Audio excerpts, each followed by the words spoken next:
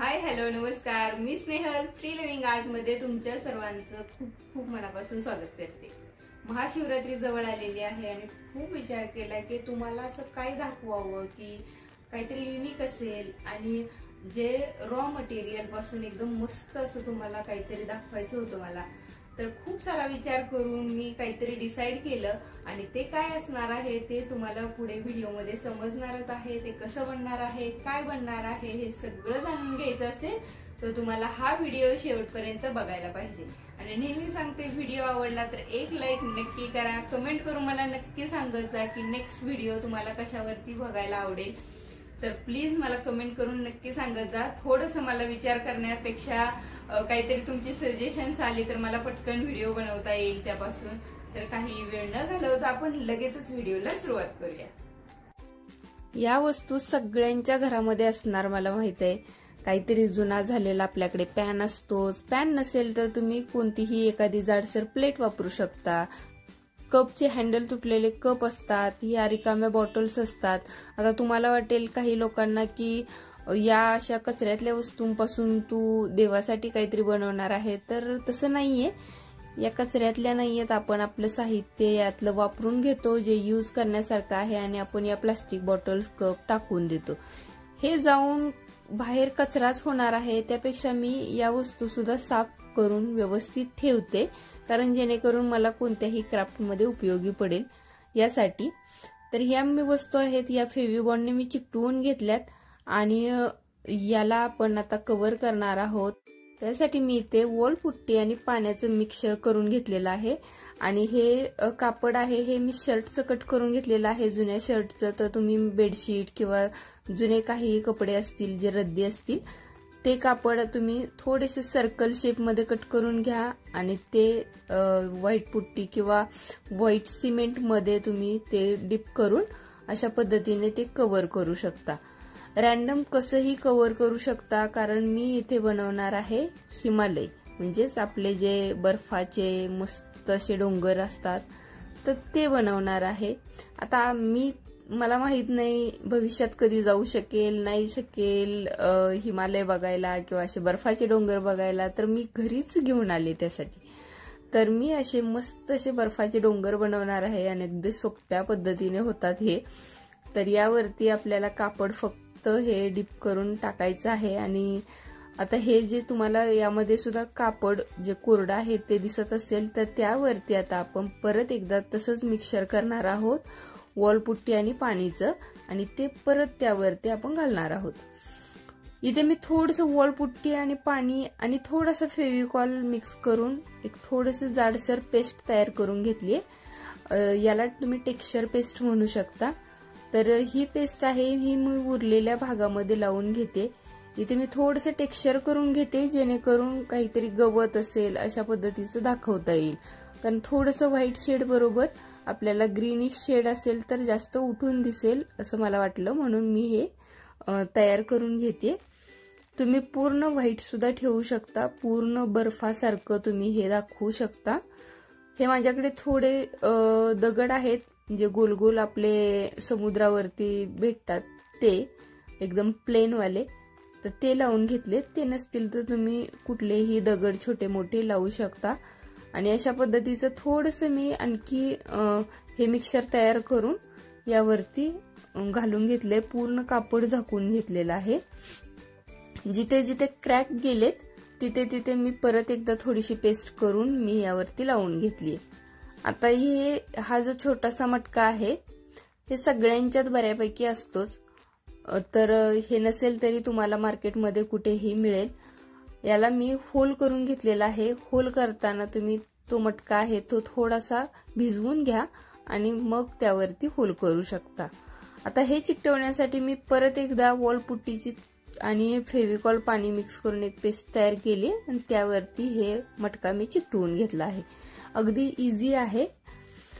आता आपले बनणार आहे मेन म्हणजे आपली महादेवाची पिंड।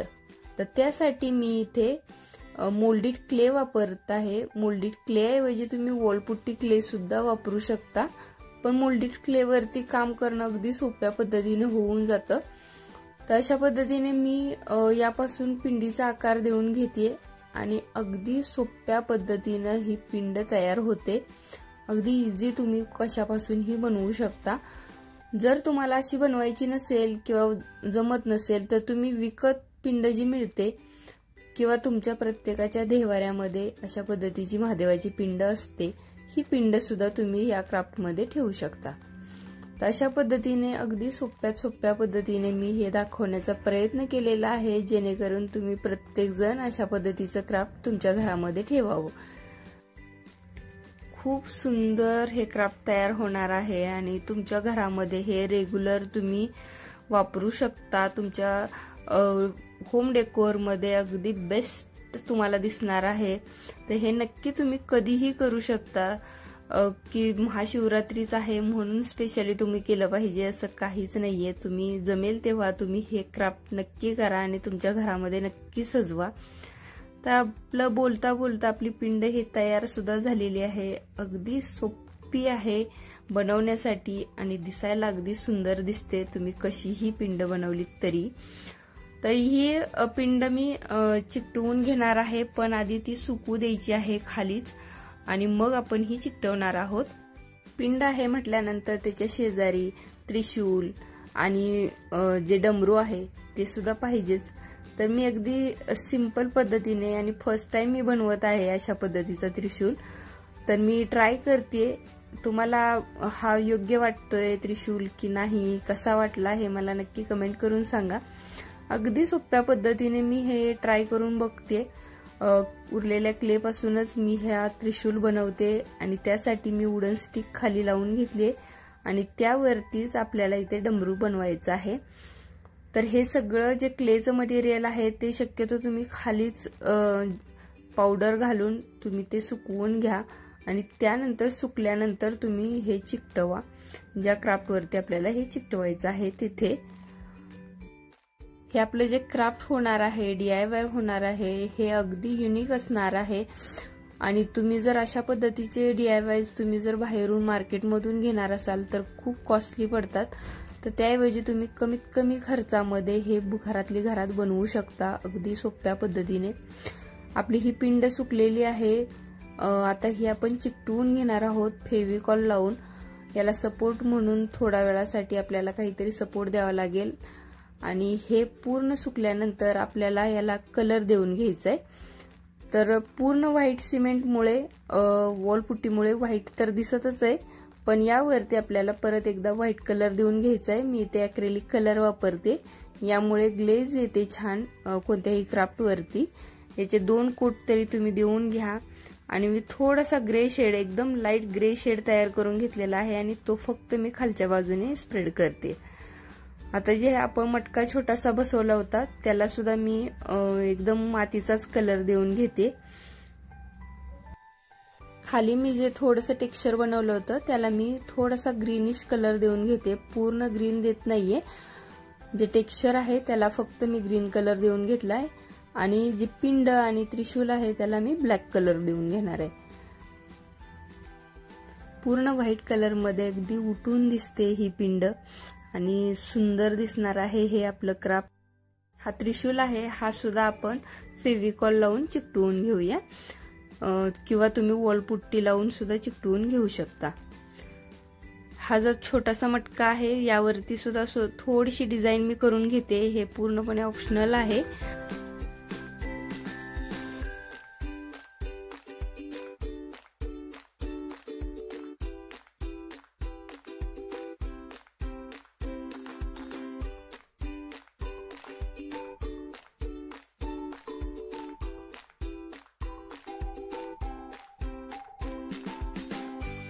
अशा पद्धतीने आपलं हे DIY रेडी झालेलं आहे। याचा फायनल लुक बघूया।